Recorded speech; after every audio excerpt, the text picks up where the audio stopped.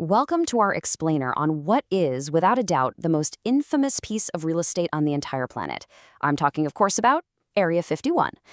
Few places in modern history have captured the global imagination quite like this super remote installation out in the Nevada desert. For literally decades, the United States government flat out refused to even acknowledge it existed, while pop culture went wild, transforming it into the ultimate symbol of shadowy cover-ups and extraterrestrial intrigue. But honestly, the actual, declassified truth of what went down at Area 51 is arguably way more fascinating than the science fiction. So let's dive right in and unravel the complete story, separating the groundbreaking aerospace reality from the legendary global mystery. So to really get why Area 51 even exists, we've got to travel all the way back to April 1955. The CIA was basically in a panic. They desperately needed a hyper-secure, totally isolated location to test a revolutionary new spy plane called the Lockheed U-2. Richard Bissell of the CIA and Kelly Johnson, who was Lockheed's legendary aircraft designer, were scouting the Nevada desert from the air when, bam, they spotted it, the Groom Lake Salt Flat.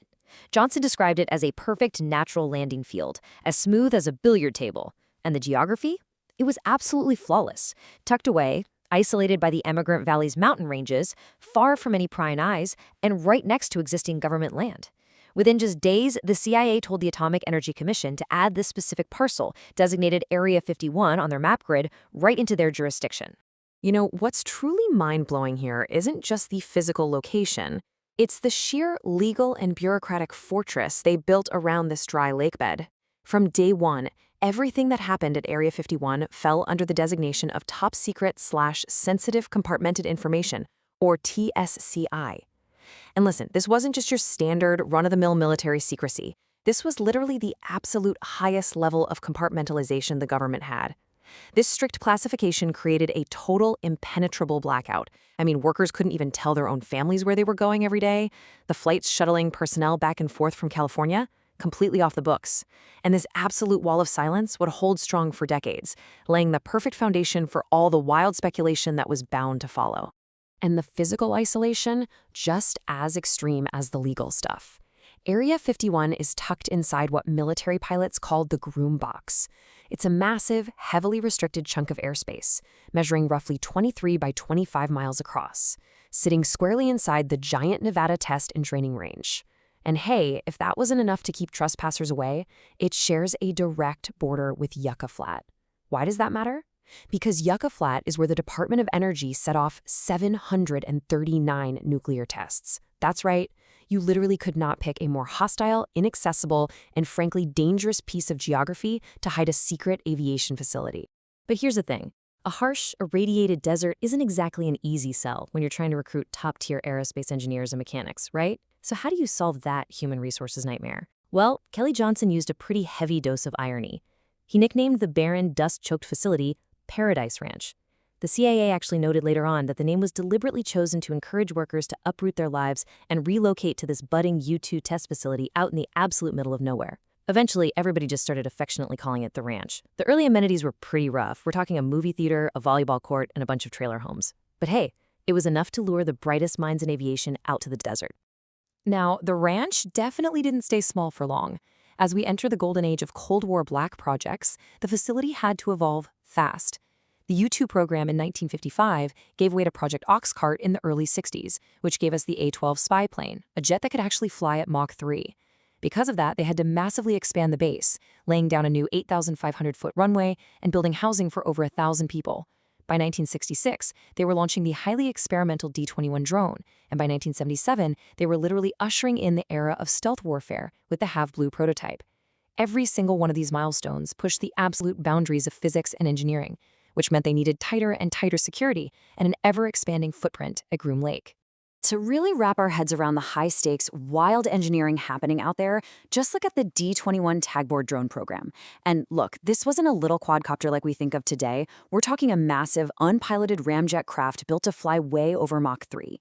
The launch sequence for this thing was incredibly dangerous. First, they had to mount it onto the back of a specially modified A-12 aircraft. The mothership would hit these extreme speeds and altitudes, violently blow off the drone's inlet covers, ignite the drone's ramjet, and then physically drop it from a pylon right off the back of the plane. It was this incredibly complex, highly perilous stance that tragically resulted in a fatal midair collision in 1966. That crash forced a total redesign of the launch system, but it just goes to show how far on the absolute edge of the envelope these Area 51 test pilots were flying. But Groom Lake wasn't just about building American secrets. It was also used for dissecting Soviet ones. Let's shift gears into the real espionage thriller side of things here. Back in the late 1960s, the facility hosted a highly classified operation called Project Have Donut. Through a super complex web of defector acquisitions and international loans, most notably from Israel, the U.S. managed to secretly get their hands on actual Soviet fighter jets, like the MiG-21 and MiG-17. Now, because merely possessing these Soviet aircraft was incredibly classified, Area 51 was quite literally the only place remote enough to safely test fly them and figure out exactly what they could do without anyone watching. And man, these secret test flights were absolutely vital to American military strategy.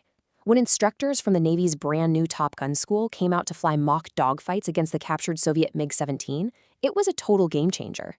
They realized that while the American F-4 Phantom had huge, powerful engines and long-range missiles, the MiG-17, even with its older, simpler controls, was unbelievably dangerous in a close-range turning fight. The dogfights at Groom Lake proved that an F-4 pilot had to use their speed to keep their distance, staying well out of range of the MiG's guns while keeping the Soviet jet locked in the crosshairs of the Phantom's missiles. It's no exaggeration to say these secretly learned tactics absolutely saved American pilots' lives in combat. Moving into the late 70s and 80s, the mission evolved yet again. This time, the goal was mastering a brand new frontier: invisibility. The stealth revolution was literally born right here. A testing team, who famously called themselves the Baja Scorpions after finding a massive scorpion in their offices, started testing the Have Blue prototype and eventually the iconic F-117 Nighthawk. But because Soviet spy satellites were constantly orbiting and watching the globe, all of this had to be done under the cover of darkness. I mean, they would literally disassemble the F-117s, load them onto massive C-5 cargo planes in the dead of night, fly them out to the desert, unload them, rebuild them, and then test fly them only under the stars. The whole shebang happened in total darkness.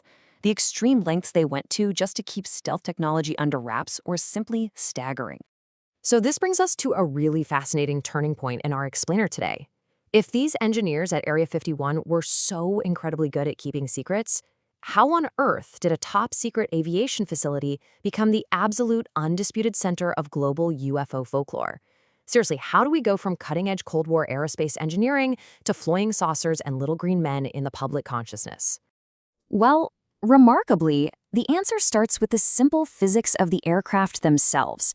Back in the 1950s, commercial airliners usually topped out around 20,000 feet, and your standard military fighters pushed maybe 40,000. But the brand new U-2 spy plane, flying out of Area 51, that thing was cruising above 60,000 feet.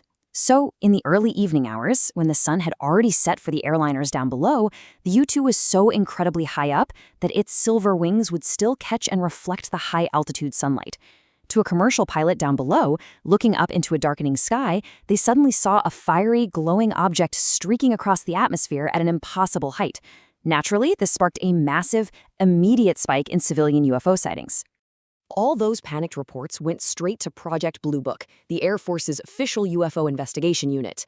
But here's the ultimate bureaucratic catch-22. The Air Force investigators actually knew exactly what these UFOs were. They were secretly cross-referencing the civilian sighting reports with the classified flight logs of the U-2 and Oxcart programs out of Area 51. And guess what? The locations and times matched up perfectly, but because the aircraft testing was top secret, the Air Force couldn't legally tell the public or those commercial pilots what they had actually seen. So the government was forced to give these really vague, unconvincing explanations, which of course only threw gasoline on the fire and convinced the public that a massive cover-up was underway. So here's the crucial takeaway. This massive vacuum of information was created entirely by strict government secrecy. And as we all know, human nature absolutely abhors a vacuum. Into that giant void rushed this incredible mythology. Because nobody could explain those strange lights in the Nevada sky, and the government completely refused to acknowledge the base even existed, Area 51 just became a blank canvas for conspiracy theories. The lore grew out of control, encompassing everything from reverse engineering the crashed Roswell saucer to diplomatic meetings with aliens, exotic weather control, and even time travel. And these wild hypotheses didn't develop from actual evidence of aliens. They developed entirely as a direct psychological reaction to the absolute impenetrable silence of the US government. This cultural mythology totally exploded into the mainstream in the late 1980s. First, you had a televised broadcast in 1988 introducing the public to the Majestic 12 hoax, linking Nevada to alien cover-ups. But the real catalyst hit in 1989. That's when a guy named Bob Lazar went on Las Vegas television and claimed he had actually been hired to reverse engineer extraterrestrial spacecraft at a hidden underground facility near Area 51 that he called Sector 4. Now, regardless of the veracity of Lazar's statements, his broadcast permanently cemented Area 51's legacy as a sci-fi holy land in the minds of the global public. Practically overnight, the secret base was a pop culture phenomenon. Now, for decades, the government dug its heels in. Prior to 2013, there was a total, complete lack of official acknowledgement regarding what was going on at Groom Lake. They would even shut down environmental lawsuits using presidential determinations just to protect classified info. But then, in 2013, the dam finally broke. Responding to a Freedom of Information Act request, the CIA released an official, declassified history of the U-2 and Oxcart projects. For the very first time, the government explicitly acknowledged Area 51 by name. They released maps of the site and detailed its history as the premier testing ground for America's most critical aerial surveillance tools. The reality was finally out in the open. But hey, just because the Cold War stuff is declassified now doesn't mean Area 51 is suddenly open for business. Far from it. Today, the modern perimeter of that Groom Lake facility is arguably more heavily guarded than it ever was. The borders are watched by an insane array of high-tech surveillance cameras and remote motion detectors, some of them planted far out on public land just to warn them of anyone approaching. And then, of course, there are the infamous camo dudes. These are private security contractors patrolling in unmarked 4x4s, fully authorized to use force and call in the local Lincoln County sheriff to arrest anyone who takes even a single step past those warning signs. So yeah, absolute secrecy, it seems, is still very much a strict requirement out there. Which really leaves us pondering the true ongoing legacy of Paradise Ranch. We know for a fact now that Area 51 was the birthplace of the U-2, the A-12, and the F-117 stealth fighter, incredible aircraft that completely revolutionized modern aviation and defined American military dominance. But remember, those are just the secrets the government is finally willing to share with us. So it really begs the question, if the greatest mysteries of the Cold War have finally come to light, what next-generation secrets, what unthinkable, mind-bending advancements in aerospace engineering are flying out of Groom Lake tonight? It's a question that pretty much guarantees the mystery of Area 51 is going to endure for generations to come. Thanks so much for joining me on this explainer, and remember, keep looking up.